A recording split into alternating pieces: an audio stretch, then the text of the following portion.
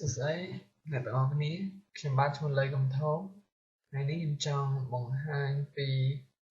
application មួយដែលហៅថា Random Phone Number ដែលខ្ញុំបៀងវាជាមួយនឹង Windows Form ដែលប្រើប្រាស់ C#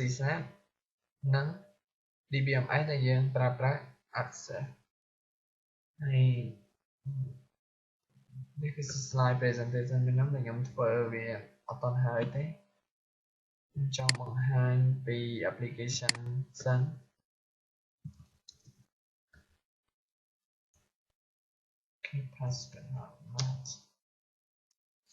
អូខេ application នេះគឺខ្ញុំប្រើ Windows Form ដែល design វាឲ្យคล้ายជាទម្រង់ដូច mobile ហើយ application នេះអ្នកទាំងអស់គ្នាធ្លាប់បានឃើញហើយវាគឺជាប្រហាក់ហើយនឹង random ទៅលើ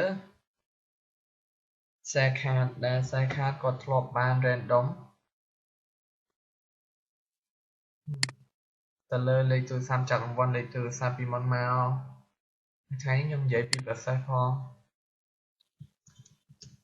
ខ្ញុំធ្វើការ add customer លេខទូរស័ព្ទ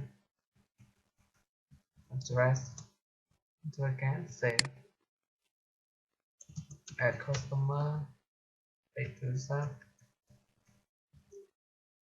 ធ្វើការ save អញ្ចឹងឥឡូវខ្ញុំចាប់ផ្ដើម random ទៅលើលេខទូរស័ព្ទរបស់ខ្ញុំអ្នកទាំងអស់គ្នានៅពេលដែលយើងចុច stop លេខដែលឈ្នះរង្វាន់គឺចាប់ផ្ដើមឃើញនៅលើហ្នឹងហើយនឹង detail ទៅលើ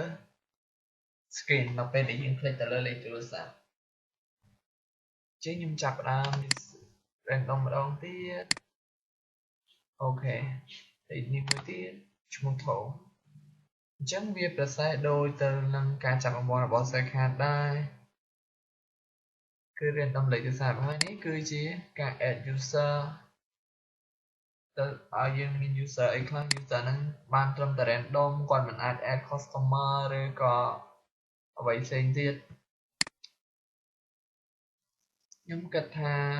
application នេះវាមានលក្ខណៈទូចមែនប៉ុន្តែវាមានផលប្រយោជន៍សម្រាប់អ្នកទាំងអស់គ្នាក្នុងការរៀនក៏ដូចជាក្នុងការយកទៅចាប់រង្វាន់នៅក្នុងហាងឬក្នុងអ្វីផ្សេងទៀតដែរអញ្ចឹងថ្ងៃនេះខ្ញុំអត់បានបង្ហាញពីការសរសេរកូដទេពីព្រោះតែខ្ញុំមានការរវល់បន្តិច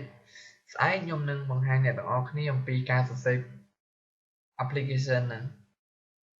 ហើយនឹងការ design form ឲ្យមានរាងបែបហ្នឹងផងដែរអញ្ចឹងអរគុណសម្រាប់ការតាមដានទស្សនាវីដេអូមួយហ្នឹងអរគុណ